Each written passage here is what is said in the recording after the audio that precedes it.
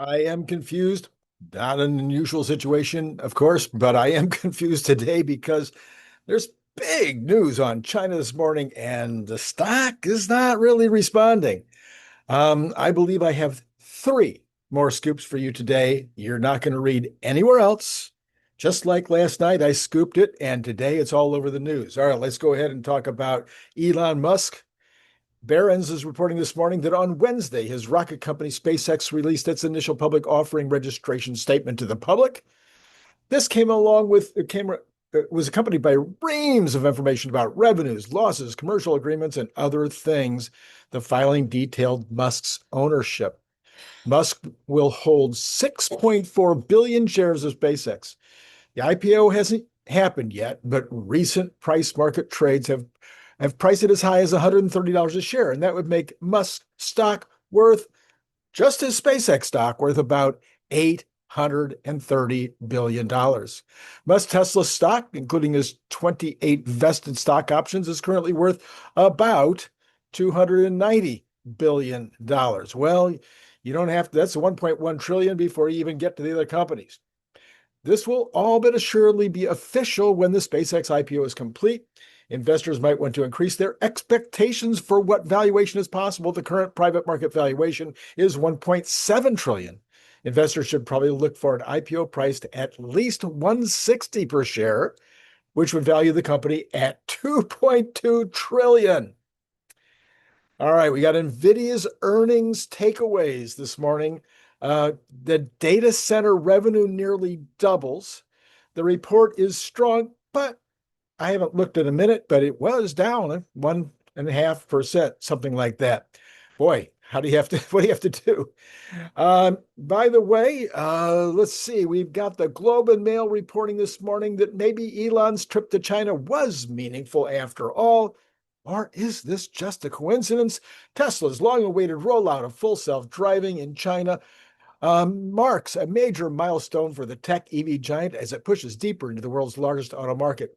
The launch of FSD is significant, not just because of the technology itself, but also because the move opens up a fresh monetization opportunity for the company at a time when competition in China's EV market is intensifying rapidly. The rollout follows months of regulatory discussions and comes just days after Elon's trip to China. China is one of the most important markets for Tesla, no kidding, accounting for a significant portion of the global deliveries. And this will increase Tesla's sales in China. I don't know where they're going to get the cars. How they can't make any more cars over there. They're flat out now and doing everything they know how to do to make more cars in China. And yet this is going to increase China's sales for sure. Absolutely going to do it. Remember, China has the biggest middle class in the world. They have more people in China that can afford a Tesla than anywhere else in the world. So expect sales increases, expect profit increases as a result of this. Okay, let's see. Let's move on past the rest of that story to so I didn't expect this to immediately result in a lot of approvals in Europe. I don't think necessarily this will result in a lot more approvals in Europe coming on the heels of it, but it certainly has to have a meaningful impact on decisions that are under review there.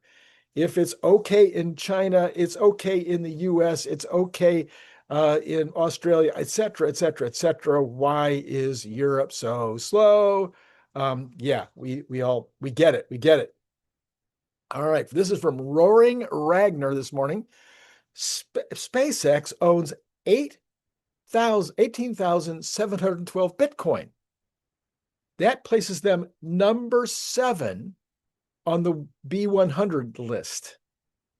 Their cost basis is 35,000 with, of course, that's really low. So they're sitting on a cool 789 million in unrealized gains. Now, remember that there's a chance, in my eyes, a good chance that SpaceX will merge with Tesla down the line, according to this story. Tesla currently owns 11,509 Bitcoin with a cost basis of 33,539. So if SpaceX and Tesla would merge, the combined entity would own 30,221 Bitcoin and would be number 5 on the B100 with 1.2 billion in unrealized gains. So Elon is everywhere, even high up on the B100. Yesterday on my episode with Jeff Lutz, we broke this news. This what you tell me if you can find it anywhere before I broke it. That Tesla will be showing a massive profit on shares of SpaceX in the second quarter, at least 14 billion. That is more profit than Tesla shows in a full year. Unless Bitcoin does a big reversal, there will be another big profit for Tesla there. Car sales are booming. FSD uptakes are increasing. Now we've got China in addition, more profits. Energy sales are lumpy, but they were down in quarter one, so they're likely to be up strongly in quarter two. This tells me we're going to have a profit over $5 per share likely. This is breaking news on this channel. Go find it anywhere else. Anybody else talking $5 a share for the quarter, not for the year, for the quarter. This we compare to recent numbers like 20 cents, 40 cents, 50 cents, $5 per share due to the SpaceX IPO. Well, here's more. I got more. I told you I had 3 or 4. Who knows how many I've got here. I got at least this one more, and then I got one more after that. Anyway, more breaking news exclusively on this channel. The SpaceX rental of Colossus 1 to Nvidia provides virtually almost all of the 3.75 to, I said it was original. I'm going to change this. Let me just move on from this. I'm just going to explain it. The entire $45 billion in rents that Tesla's going to get over 3 years from the deal with not from Nvidia. I had that wrong part too. That they did with Anthropic. That entire 45 billion, 1.25 billion per month, 45 billion over 3 years. It all goes to SpaceX's bottom line. You say, what? Wait a minute, there's no expenses? There's no, what do you mean? How can it all? No. They were already running the data center. All the gas, all the maintenance, all the things that you have to do to that data center were already being done. Nothing changes with regard to that. Well, what about depreciation? Oh, well, no, that was already in there. They were already having to depreciate it. So nothing changes on depreciation. Nothing changes on expenses. Therefore, and I checked this with Grok this morning, Grok says, well, there might be some. No, I can't. $45 billion in profit for SpaceX over this 3-year rental and $45 billion in free cash flow over this 3-year rental.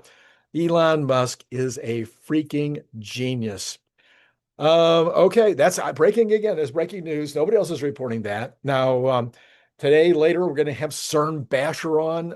This is Randy Kirk, by the way. Cern Basher's coming later. He owns a company called Brilliant Advice, and he is sponsoring today's episode. So if you're looking for some brilliant advice, some bright, exciting, brilliant, not necessarily brain power, but Cern walks away from that, but no. Anyway, you know what to do if you're interested in looking at some alternative methods, using Bitcoin, using other things, but also some options. Give Cern a call. Walmart this morning is beating barely on its revenue. Was a good beat, but its earnings were close to, they did okay.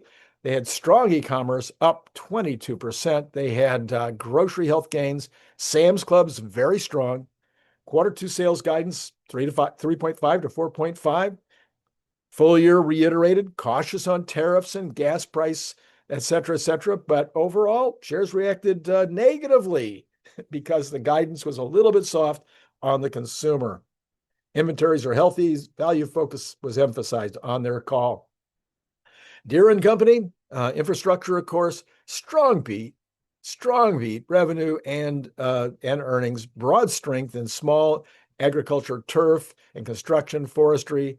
They had some farm weakness. They raised their guidance for the full year, et cetera. So we continue to get these amazing reports on earnings across the board. Yes, some of the smaller companies are not participating, but a lot of companies are showing extremely strong results. Now, in the week ending May 16th, the advanced figure for seasonally adjusted initial claims was 209,000. That was a decrease of 3,000. And the previous week's level was revised up by an entire 1,000 to 211,000, and from 211 to 212. 4-week moving average is 202,000. That is a decrease of 1,500 from other reporting more over the last couple of weeks. The total number of continued weeks claimed for benefits in all programs through the week ended May 2 was 1.7 million, a decrease of 38,000 from the previous weeks. Now, if you follow this channel every week, you know that every week that's been going down.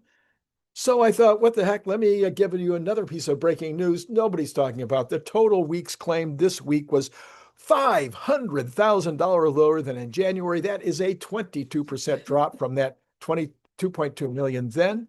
Seasonally, there's usually a drop, but this is way bigger than that drop. The labor market is much better than we think. Jobs are much easier to get than we're being told. This is a strong, strong economy. Don't kid yourself. Now, we're going to have some reports from PMIs in a minute that will suggest otherwise, but I'm telling you, this stuff doesn't lie. These are real numbers. Privately owned housing units authorized by building permits in April were at a seasonally adjusted 1.442 million. This is 5.6% above the March rate, but it's 0.2% below last year.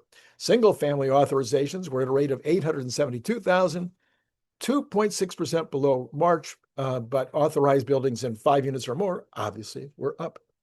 Housing starts, privately owned housing starts in April were also up 2.8%. Single-family housing starts in April were at a rate of 930,000, which is 9% below the revised March figure. The April rate, units in buildings with 5 units or more, was obviously also up. The Philadelphia Fed, by the way, the housing numbers, kind of surprising to me, quite frankly. We'll see what happens later in the year as reality starts to sink in. The current general business activity diffusion index declined, according to the Philadelphia Fed, to negative 0.4 in May. The respondents reported an increase in general business activity, but 22.9 had a decrease from April to May. But the future business activity diffusion index rose to 53.2%, way up. Philadelphia Fed has been showing really, really good numbers, so taking a month off is not that shocking. Now, remember, that's also a PMI, so it's not real numbers. S&P, which is also a PMI, this morning, Flash U.S. Composite PMI Output Index, 51.7 in April. That is unchanged from March. Services PMI Business Activity Index, 50.9. This is a 2-month low.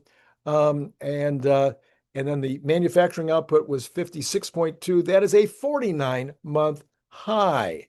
Flash U.S. Manufacturing PMI is also a 48-month high. Well, Chris Williamson, though, he's a downer. He's always a downer. I don't know why they use him. He says the flash PMI data for May recorded only modest growth of business activity as demand was again squeezed by further spikes in prices. Jobs were cut as firms worried about rising costs and economic outlook. So that's his opinion. All right, let's go on to what is happening right now on Wall Street. Let's see if Tesla is finally responding to the China news. Well, it is responding a little bit. It's up 0.91, up to 421. The Dow is only up 0.3. NASDAQ is up 0.1, and S&P is up 0.09. Now, all of those are up. They were all down earlier because the news on the war seemed to be getting a little bit negative again. We have got the Magnificent Seven mixed this morning with Nvidia still down 0.89, but it was down further. It was down more than that earlier. We have got where is it here? The VIX is at 1686. That's the lowest I've seen it in quite a while. So maybe all that conversation this morning about more likelihood of a hot war, that must have died away while we were speaking. You got the Cathie Woods all up except for PayPal and Block are down a little. Block down quite a bit and PayPal down a tiny bit. All right, where are we going on the bonds for this morning? Whoops, hitting everything wrong here. We got the bonds unchanged this morning. We've got at 4.57. They were up earlier. The yields were up earlier, so this is a contraction on that. Oil was much higher a little while ago, only up 13 cents now. Brent actually down 44 cents. Again, more indications that things are softening in the news. Natural gas up 0.5 this morning, $3.02. Gold up. It had fallen earlier. Now it's up 320. Everything is pointing to a risk on coming back here. Silver up 0.85 at 76.8. Copper up 0.08 at 633. Not quite back to all-time highs there. The dollar is mixed now. It was rising. Now it's mixed. Bitcoin up 362. Ethereum up 0.42%. And that's it. That's where we are right now in the markets. Later on today, everybody is lined up. Cern Basher and Bradford Ferguson later today. If you didn't get a chance to see the Jeff Lutz commentary last night, it was very special. As I noted, we broke news on that. We also talked a lot about a massive, massive, massive change in the way things are being moved, with the way atoms are being moved around the world right now. And it's a critical, critical change brought on by the two supply chain geniuses of our age, Elon Musk and Donald J. Trump. Oh, Donald J. Trump's a genius about supply, about moving atoms. What are you talking about? He says, oh yeah, he did own hotels, golf courses, restaurants, everything that goes along with all of those resorts all over the world. And so had to know about supply chain in all of the countries that he was dealing with in terms of incoming, as well as supply chain from here outgoing. I mean, yeah, he knows a lot about supply chain, which I think is why he's such a genius with regard to what's happening right now in world trade. It is going to be monumental going forward, all about that. All right, that's all I got for you right now. I need to bid adieu. It's been great talking to you.